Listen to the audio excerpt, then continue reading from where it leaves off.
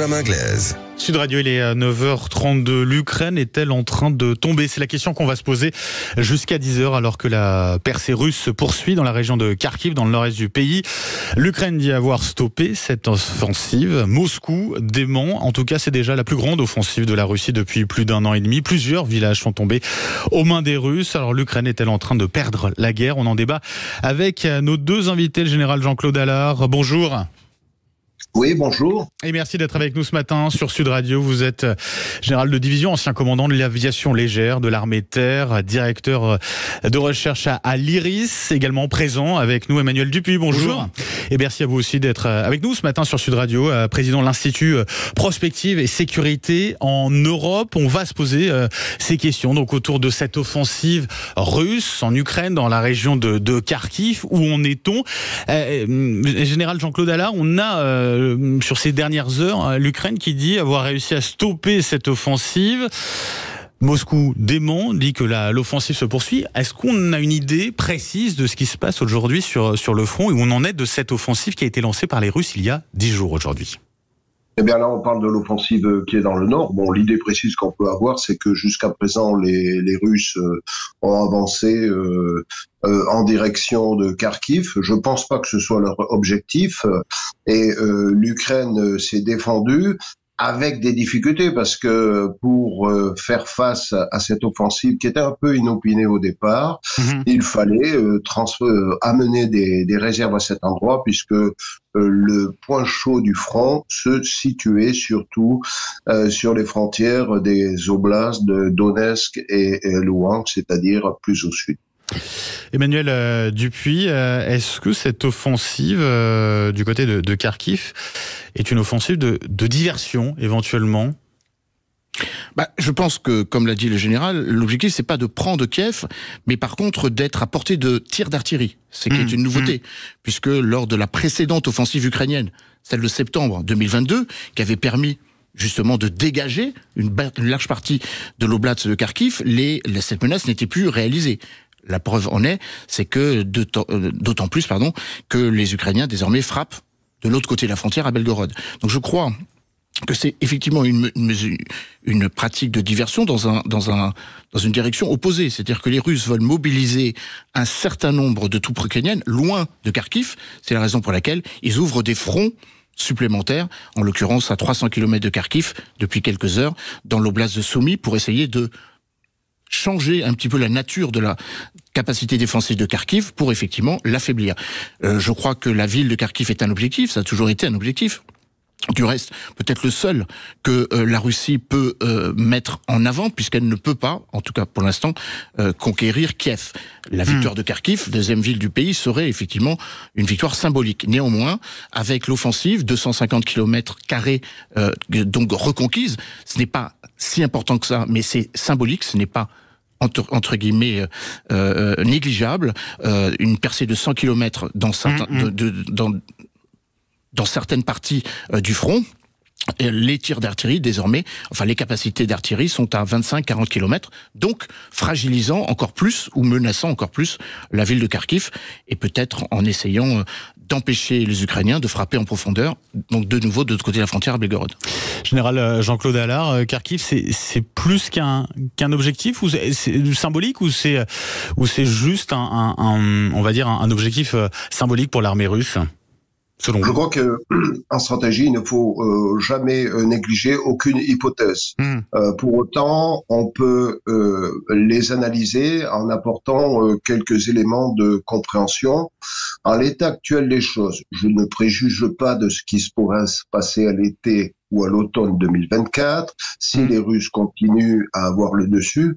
Mais en l'état actuel des choses, la ville de Kharkiv, c'est une ville qui regroupait 1 400 000 habitants, ce qui veut donc dire qu'il y a des infrastructures immobilières qui permettaient de vivre et de travailler. C'est un objectif énorme.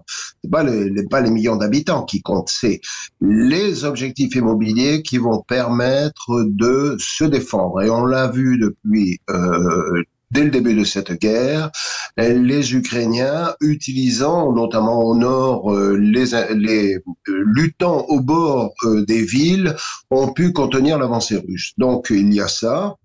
On sait que le rapport de force pour attaquer avec quelques chances de succès doit être de 5 à peu près contre 1 pour ceux qui attaquent. Donc, si vous mettez simplement 10 000 à 20 000 défenseurs à Kharkiv, ce qui est le cas, il vous faut quasiment 100 000 hommes pour attaquer avec de bonnes conditions. Ensuite, la mobilisation de cette attaque sur Kharkiv, je parle des mois qui, juste là, immédiat, va fragiliser. Alors, pour le coup, on est dans le schéma inverse qu'a décrit monsieur...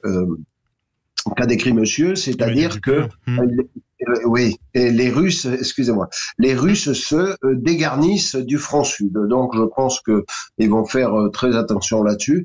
En revanche, ils sont désormais à portée d'artillerie et donc si vous voulez, les coups permanents sur cette ville ne vont certainement pas s'arrêter puisqu'ils sont désormais en bonne position pour harceler militairement et donc dangereusement les troupes ukrainiennes et la population. Emmanuel Dupuis, comment peut-on expliquer que l'armée russe ait réussi finalement une telle percée la plus importante depuis maintenant 1 an et demi? Comment on peut l'expliquer cela ?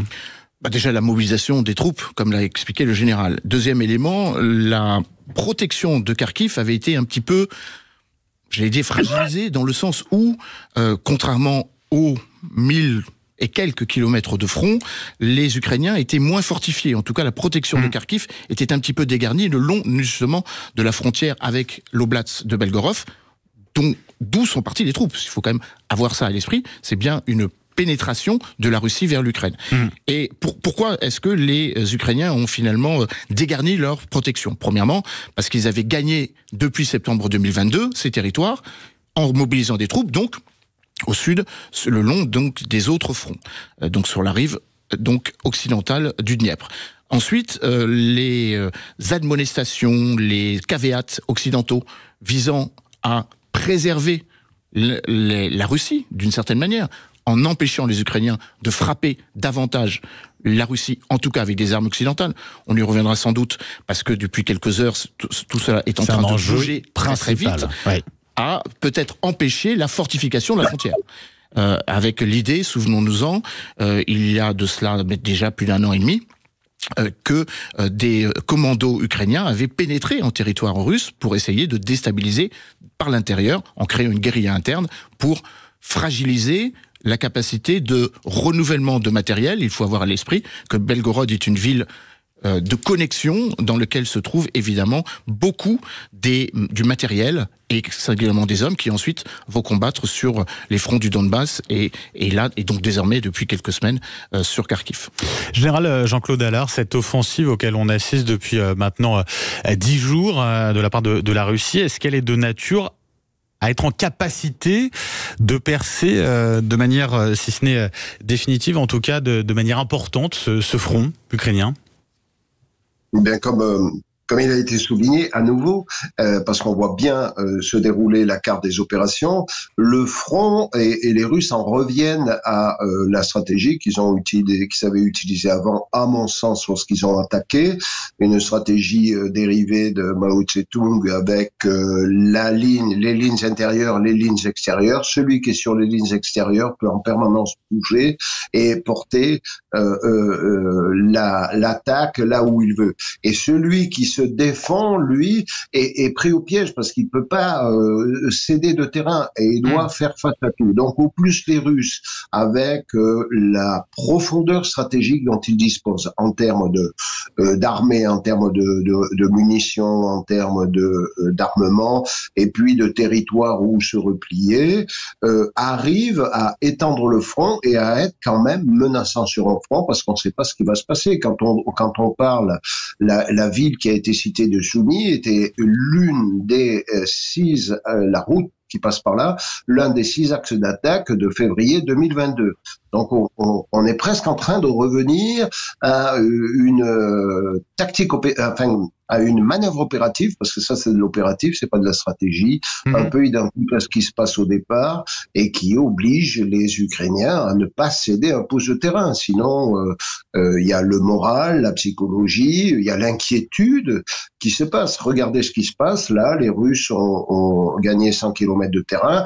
Tout le monde est vraiment inquiet et il faut que les armements arrivent encore, mais quand on regarde l'enveloppe d'aide qui est prévue, elle est en termes financiers importante, hein, il y a 23 milliards de l'aide américaine, mais il y a derrière du M113, c'est un très vieux matériel, il y a du Bradley, donc on n'est pas réellement là dans les systèmes de défense antiaérien.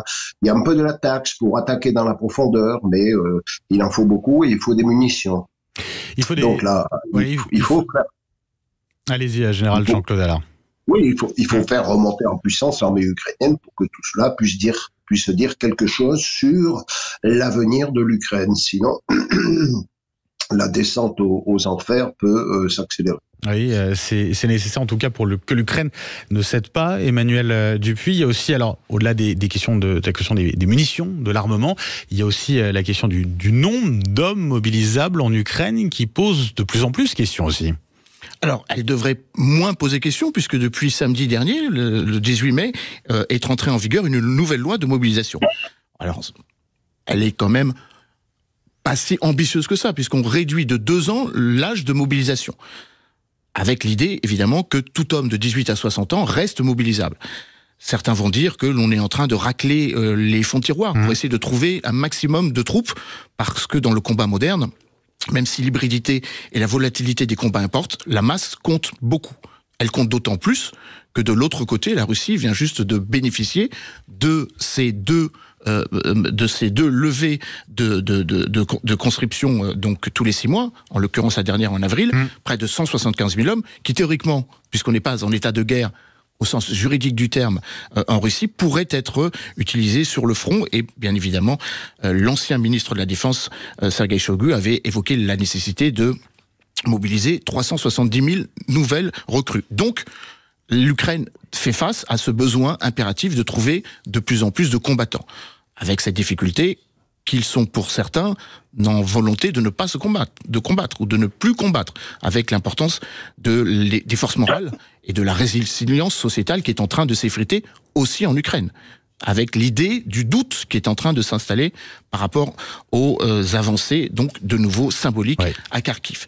Mais néanmoins, la question de l'armement est déterminante. D'ailleurs, le président Zelensky l'a rappelé dans une conférence de presse, et pour la première fois, dit-il, l'Ukraine dispose de suffisamment de munitions pour pouvoir faire face donc à l'offensive russe, ou en tout cas pour essayer de tenir. Donc c'est un élément important, et de ce point de vue, il faut se féliciter de la mobilisation européenne, car tout cela vient d'une initiative tchèque du président Petr Pavel et de son homologue estonien, pour mobiliser 2 millions donc de munitions de 120 mm et de 155 mm.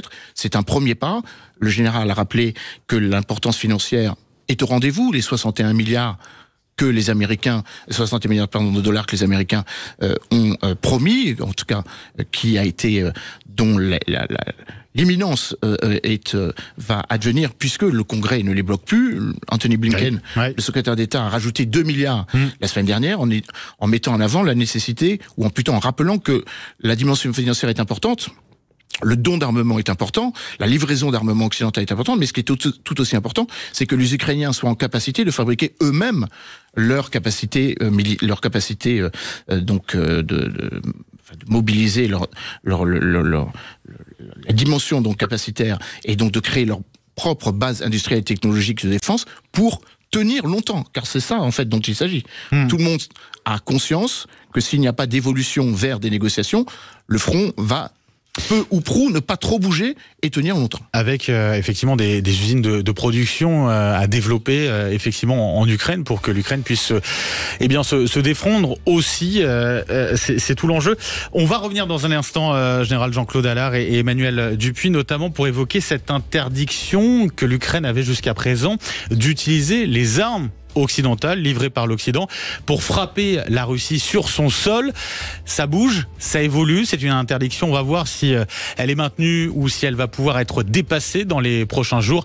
Dans un instant, à tout de suite sur Sud Radio, on poursuit les débats. Bon matin Sud Radio, 8h-10h, Benjamin Glaise. Sud Radio à 9h50, on poursuit la grande confrontation, les débats. L'Ukraine peut-elle perdre la guerre avec cette offensive russe lancée il y a 10 jours maintenant du côté de la région de Kharkiv? On en parle avec nos deux invités, le général Jean-Claude Allard, général de division, ancien commandant de l'aviation légère de l'armée de terre et directeur de recherche à l'IRIS. Également présent avec nous Emmanuel Dupuis, président de l'Institut Prospective et Sécurité en Europe. J'aimerais qu'on s'intéresse, messieurs, à cette interdiction que l'Ukraine a pour le moment de frapper en Russie, de frapper le sol russe avec des armements occidentaux. Général Jean-Claude Allard, c'est un vrai souci à gérer pour l'Ukraine. Ça, l'Ukraine qui demande d'ailleurs la levée de cette interdiction.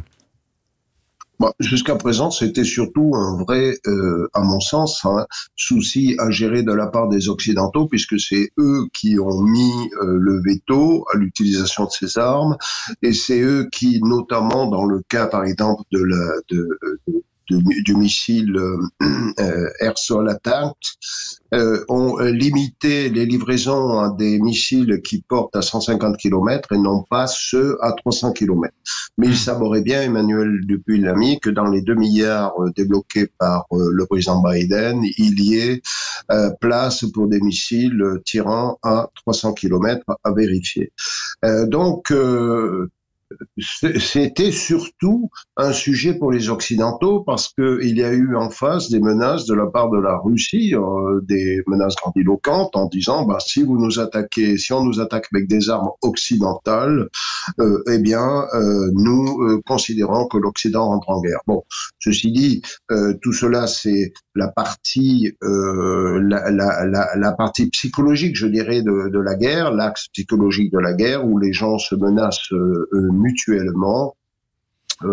Je voudrais aborder un deuxième problème qui est lié à celui-là, c'est quelle serait au fond l'efficacité de ces frappes sur le territoire russe. Il faut y réfléchir. On sait que dans l'histoire, les campagnes aériennes, Seconde Guerre mondiale, mais après, n'ont jamais donné les résultats d'effondrement du pays que l'on attendait, sauf dans le cas de la campagne de mars 99 contre la Serbie. Mais là, il y avait une puissance aérienne de l'OTAN qui n'avait rien à voir avec la puissance de la Serbie. Oui. Alors maintenant, on a d'autres types d'armes. On ne tire plus avec l'avion, c'est des missiles. Donc le missile, il part de quelque part. Mais enfin, la profondeur stratégique de la Russie pose question sur le choix précis des nœuds stratégiques d'approvisionnement de pétrole. Enfin, on voit ce qui se passe un peu, mais la Russie, c'est très grand et il va falloir y consacrer beaucoup de temps. S'il y avait une discussion d'état-major à laquelle je participerais, j'essaierais d'apporter des éléments sur ne vaut-il pas mieux concentrer tous ces efforts pour casser ce qui va vraiment faire mal à la Russie et l'amènerait à partir, c'est cette ligne de défense, ce combat sur le territoire ukrainien lui-même, parce que j'ai bien peur que l'ours russe ne considère ces attaques comme des péchinettes. À moins qu'il y ait un effort énorme. Je crains moins les menaces russes que l'inefficacité et donc l'utilisation de des maigres ressources de l'Occident, parce qu'elles s'épuisent à des stratégies pas très efficaces. Emmanuel Mais c'est une discussion d'état-major. C'est une discussion d'état-major, effectivement, général Jean-Claude Allard, Emmanuel Dupuis, sur cette capacité potentielle à venir pour l'Ukraine de toucher la Russie sur son sol. C'est véritablement ça l'enjeu, ou comme le dit le général Jean-Claude Allard, finalement, c'est avant tout de défendre ses propres frontières, de défendre le pays, l'Ukraine. Alors c'est les deux, mais de toute façon, on n'est déjà plus dans cette discussion, puisque la ministre des Affaires étrangères allemande, Annalena Baerbock, est en contradiction avec le ministre allemand de la Défense, Boris Pistorius, puisqu'il y a quelques heures, Annalena Baerbock a dit qu'il faut impérativement que l'Allemagne livre les fameux missiles Taurus que le chancelier Scholz, pour l'instant, ne veut pas mettre en discussion donc au Bundesrat et au Bundestag. Anthony Blinken, il y a de cela 48 heures, a dit que désormais la question était posée de pouvoir, comme l'a dit le général, bénéficier des attaques MS, donc sur une longueur sur une distance beaucoup plus grande que ceux dont ils disposent déjà, sur 300 km. Et j'ose même dire que Mais pourquoi faire pour frapper la Russie ? Oui, Anthony Blinken a posé la question de savoir si la question se posait encore. Et il a dit ça en face de son homologue ukrainien qui lui disait « Vous pouvez pas nous demander de combattre alors que vous nous attachez une main ». Et à un moment ou à un autre, la question peut être posée. Si effectivement cette question est d'actualité, elle mérite aussi d'être mise en perspective en rappelant que la question, encore une fois, sur le terrain ne se pose déjà plus, puisqu'il y a des armes occidentales qui ont frappé le territoire ukrainien. La Russie l'a fait savoir en montrant son courroux, en évoquant le fait qu'ils avaient intercepté des missiles anti-radar armes américains et des missiles, des bombes, guidées françaises, Hammer, des bombes fabriquées par Safran. Le président Emmanuel Macron a dit qu'ils en livreraient 600 d'ici la fin de l'année. Certains de ces bombes ont été utilisées pour frapper le territoire ukrainien. En conclusion, très rapidement, Emmanuel Dupuy, est-ce que cette offensive russe peut entraîner la défaite ukrainienne ? Oui, non, selon vous ? Cette offensive, non, mais le fait que la guerre dure longtemps, oui, ou en tout cas va provoquer un début de doute, ou en tout cas va évoquer la possibilité que la question de la négociation n'est plus un sujet tabou. Général Jean-Claude Allard, même question, est-ce que cette offensive peut suffire à faire tomber l'Ukraine ? Selon vous. Écoutez, dans les médias, non. Cette offensive est simplement de la part de la Russie, la continuité de, je pense, ce qu'est sa stratégie maintenant, même si on dit qu'elle l'amène parce qu'elle est trop faible pour faire autre chose, qui est simplement sur la ligne de front, épuiser l'armée ukrainienne et derrière, et tenter d'épuiser l'Occident qui a quand même un peu vidé et qui est en difficulté pour livrer des armements, qui est en difficulté politique. Emmanuel Dupuy vient de le rappeler, puisque dans un même gouvernement, on a maintenant deux ministres qui ouvertement émettent des... Alors, vous voyez, cette offensive ébranle de nouveau un petit peu la cohésion occidentale. Oui, c'est peut-être aussi un des objectifs effectivement de cette offensive russe. Général Jean-Claude Allard, un grand merci d'avoir été avec nous ce matin sur Sud Radio. Je le rappelle, général de division, ancien commandant de l'aviation légère de l'armée de terre, directeur de recherche à l'IRIS. Merci également à vous, Emmanuel Dupuy, président de l'Institut Prospective et Sécurité en Europe. Merci beaucoup à vous deux messieurs d'avoir été avec nous ce matin sur Sud Radio.